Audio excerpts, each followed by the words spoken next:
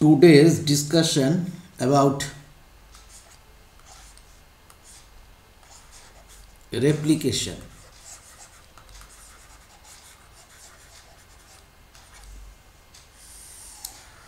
Replication is a term used in a process of metabolism which is found within nucleus. তাহলে replication a process found in within nucleus. আমরা আগে আলোচনা করেছি যে যদি এটা নিউক্লিয়াস হয়, এই নিউক্লিয়াসটা যদি হয় তো এই নিউক্লিয়াসের ডাবল মেমব্রেনের এখানে আমরা দেখেছি নিউক্লিয়ার পোর থাকে, তাই তো? নিউক্লিয়ার পোর আমরা দেখছি এবং এইখানে এই পোরগুলো আমরা পড়েছি। তো ব্যাপারটা হচ্ছে যে পোরগুলো এখানে জয়েন্ট হয়ে যায় ডাবল মেমব্রেন। তো এইখানেই যে রেপ্লিকেশান কোথায় ঘটবে না নিউক্লিয়াসের মধ্যে ঘটবে ইন কেস অফ ইউক্যারিওটিক কোষ, eukaryotic sell, and in S phase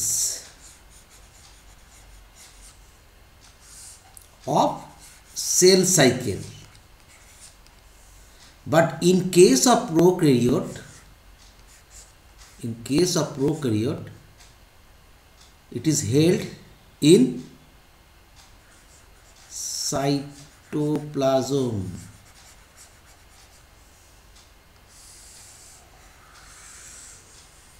যেহেতু প্রোক্যারিওটিক সেলে cell cycle is not occurred, prokaryotic কোষে সেল সাইকেল হয় না। অতএব ইন্টারফেস যদি বলা হয় preparation of duplication of chromosome in case of prokaryotic sell, duplication of genome, ভালো করে বুঝে নাও।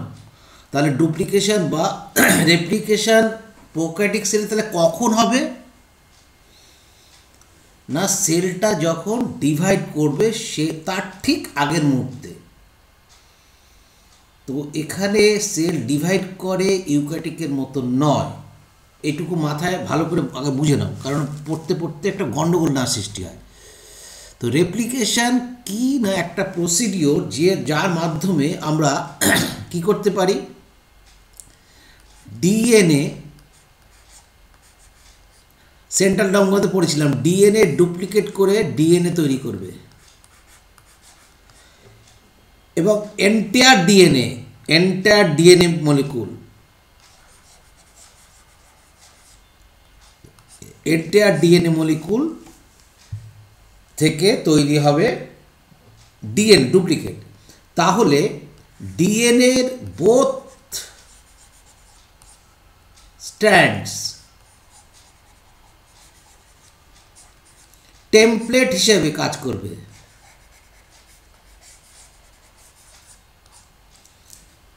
টেমপ্লেট হিসেবে কাজ করবে মানে ছাঁচ বলতে যার উপর দাঁড়িয়ে, যেমন দুর্গা ঠাকুরের প্রতিমার মুখ তৈরি হচ্ছে, বারবার কি ফেসটা তৈরি করতে হয় না, একটি ছাঁচ তৈরি করা হয় বারবার, সেই ছাঁচের মধ্যে মাটি দিয়ে একই মুখ বারবার তৈরি করা হয়। তাহলে ডিএনএর ক্ষেত্রেও আমরা দেখব যদি এটা ডিএনএ হয়, এ নাইট্রোজেনাস বেস, জাস্ট আমরা ধরি ATGCT, তাহলে অপোজিটে থাকবে কি TACGA।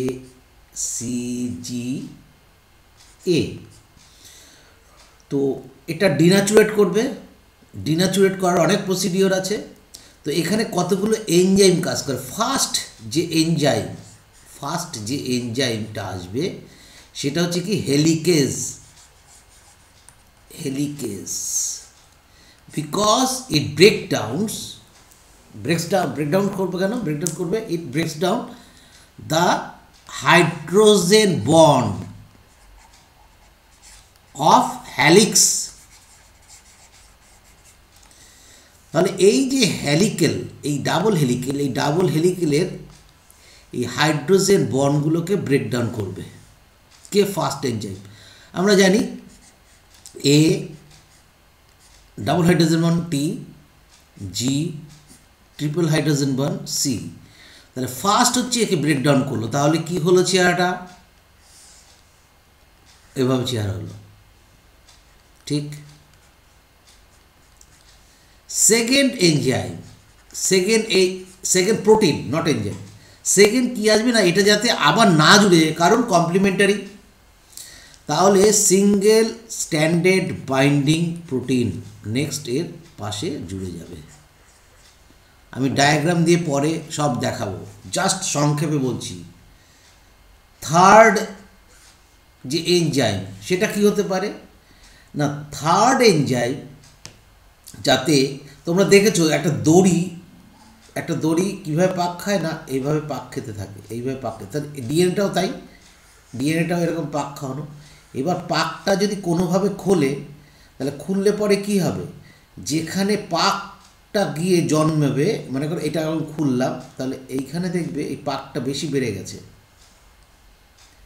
এই পাকটা বেশি বেড়ে যাওয়ার জন্য এখানে একটা এনজাইম কাজ করবে যাতে এই পাকটা পুনরায় না আসে, সেটা হচ্ছে third enzyme topo isomerase.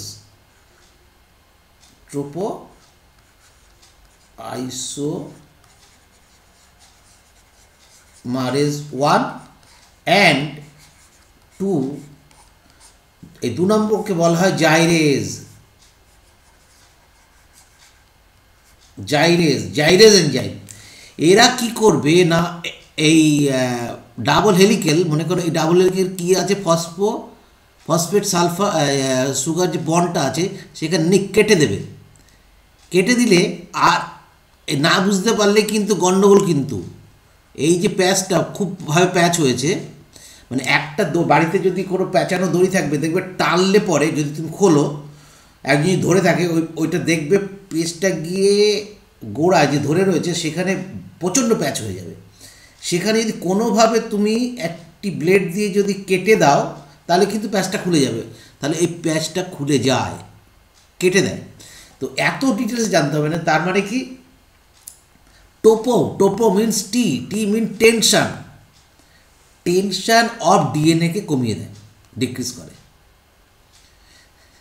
Fourth যে এনজাইমটা আসবে সেটা হচ্ছে ডিএনএ ডিপেন্ডেন্ট ডিএনএ পলিমারেজ, এবং মেইনলি প্রোক্যারিওটিস ক্ষেত্রে সেটা হচ্ছে 3। তো এই ডিএনএ ডিপেন্ডেন্ট ডিএনএ পলিমারেজ, এই যে এনজাইমটা হচ্ছে হিরো, বস। এই কিন্তু সব কিছু করবে। কি করবে? Polymerisation of nucleotides. এবার নিউক্লিওটাইডসকে আমরা কি বলবো? ডিঅক্সিরাইবোনিউক্লিওটাইডস।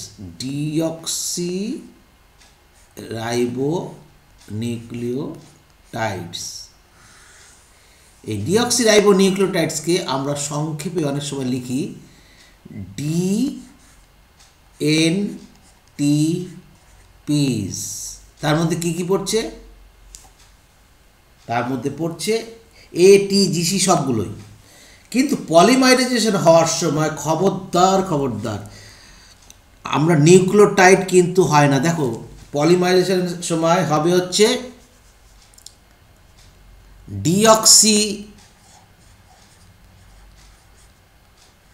অক্সিরাইবোনিউক্লিওসাইড ট্রাইফসফেট।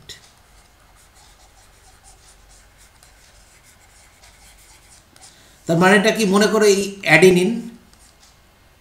অ্যাডেনিনের সঙ্গে যুক্ত আছে কি?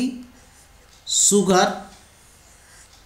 তার সঙ্গে যদি ফসফেট একটা যুক্ত হয় তখনই যুক্ত হয়ে তখন কি হয়ে যায় এটা না মানে অ্যাডিনি এই যে নাইট্রোজেনাস বেস এবং সুগার সাইড নিউক্লিওসাইড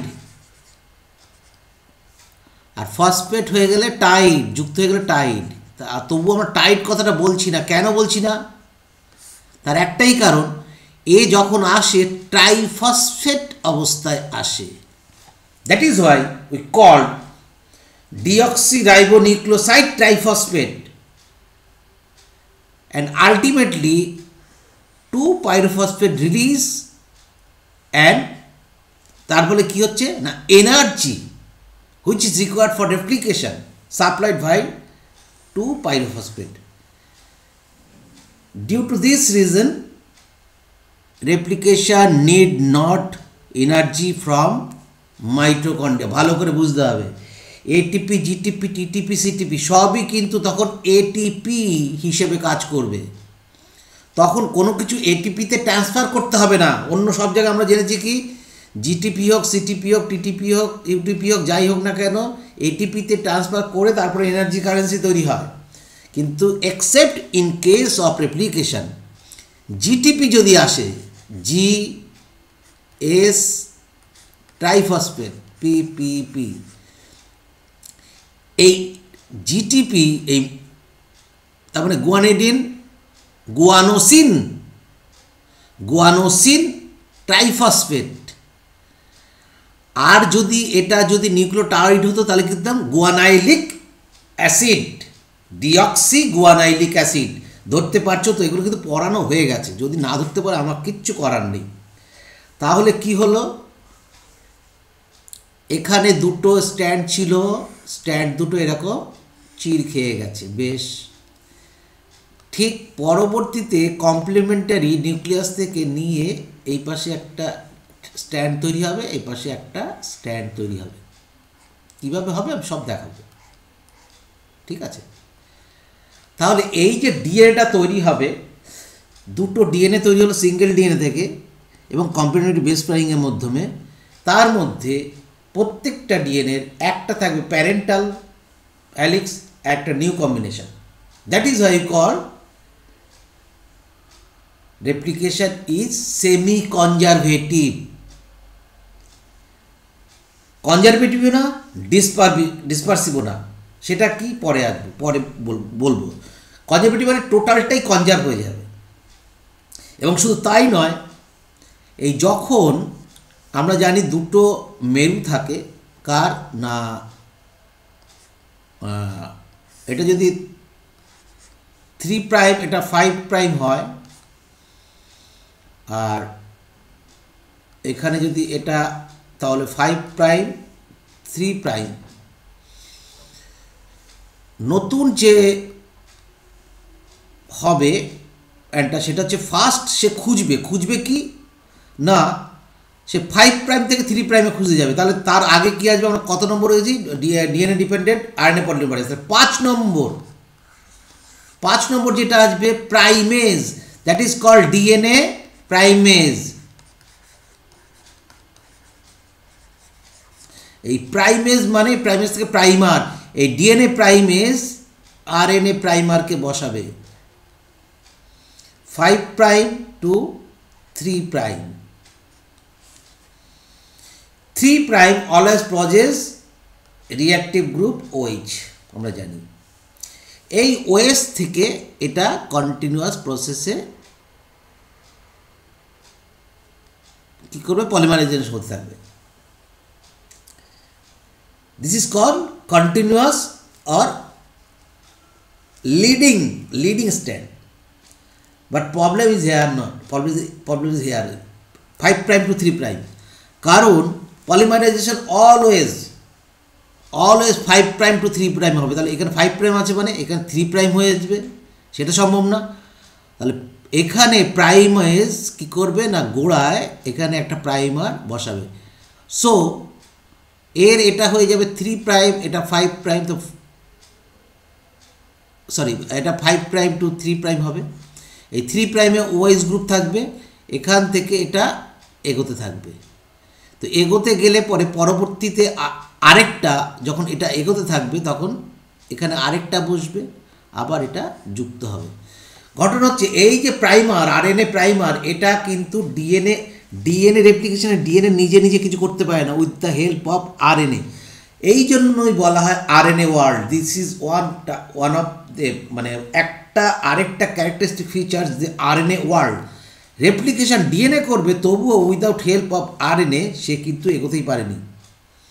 অতএব এটাও একটা বিশেষ প্রমাণ, RNA primer is always needed for replication of DNA.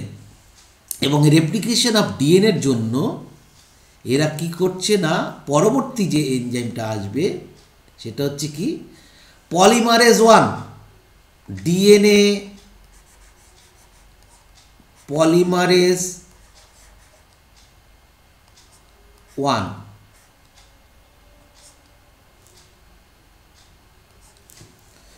এর কাজ হচ্ছে আরএনএ প্রাইমারকে ধ্বংস করে আরএনএ বেসগুলোকে সরিয়ে দেওয়া এবং সেই জায়গায় ডিএনএর যে বেসগুলো মানে ইউরাসিলের জায়গায় থায়ামিনকে আনা, এই কাজটা করবে।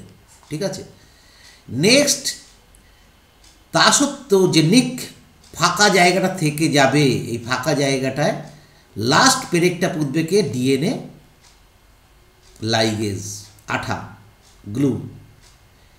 এই হচ্ছে প্রসিডিউর। তো আমি যে যতটুকু মোটামুটি বোঝালাম, এবার এই ঘটনাটাই বিভিন্ন জায়গায় বিভিন্ন রকমভাবে, কেননা ক্লাস হলে অনেক সুবিধা হতো, সেখানে আরও বেশি করে দেখা যায়, এখানে তো অতটা সম্ভব নয়। তো